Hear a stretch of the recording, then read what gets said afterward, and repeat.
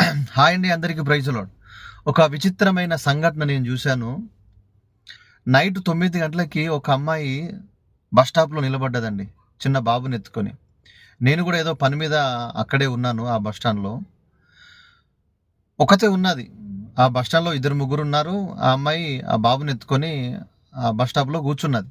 కొద్దిసేపటికి ఆ అమ్మాయితో నేను మాట్లాడాను. అమ్మ, ఒక్కదానివే కూర్చున్నావు, ఎవరు రాలేదా నీతోని? చిన్న బాబు ఉన్నాడు కదా అని అడిగాను. ఆమంటది, లేదన్నా మా ఆయన ఉన్నాడు. మరి ఏడమ్మా మీ ఆయన అంటే, పక్కనే బ్రాండ్ షాప్ ఉన్నది, ఆ బ్రాండ్ షాప్లో తాగుతున్నాడన్నా అని చెప్తా ఉన్నది అమ్మాయి. ఒక్కసారి నా గుండెలు పగిలిపోయినాయి. ఒక చిన్న బాబుని ఎత్తుకొని ఆమె బస్ స్టాండ్లో కూర్చుంటే వాడు పోయి బ్రాండ్ షాప్లో కూర్చొని తాగుతూ ఉన్నాడట.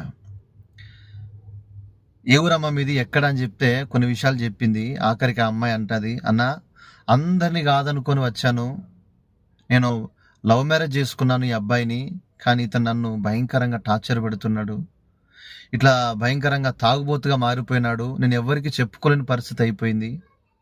మా అమ్మ వాళ్ళు వద్దు వద్దు అని చెప్పిండ్రు, అయినా కూడా నేను వినకుండా ఈరోజు ఈ తాగుబోతంతో తిరుగుతూ ఉన్నాను. ఈ నైట్ నన్ను ఇక్కడ పెట్టిండు, వద్దు అని చెప్పినా కూడా పోయి బ్రాండ్ షాప్లో తాగుతున్నాడు అని చెప్పి చాలా బాధపడుతుందండి. నాకు చాలా దుఃఖం అనిపించింది.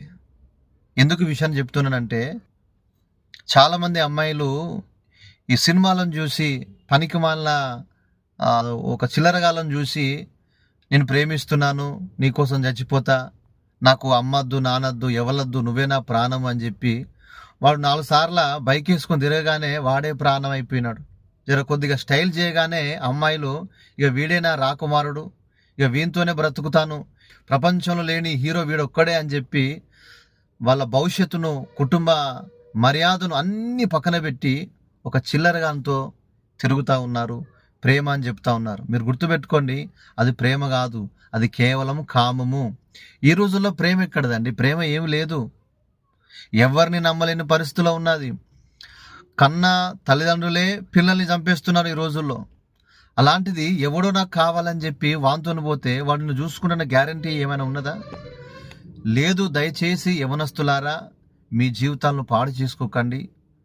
తల్లిదండ్రులు చెప్పిన మాటలు విని, మీకు అంతగా ప్రేమించాలి, అంతగా కోరికలు ఉంటే పెళ్లి చేసుకోండి. చదువు బంద్ చేసి ఇంట్లో కుటుంబంతో మాట్లాడండి.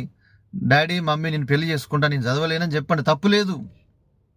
కానీ ప్రేమ అని చెప్పి తిరగకండి, మీ జీవితాలు పాడు చేసుకోకండి.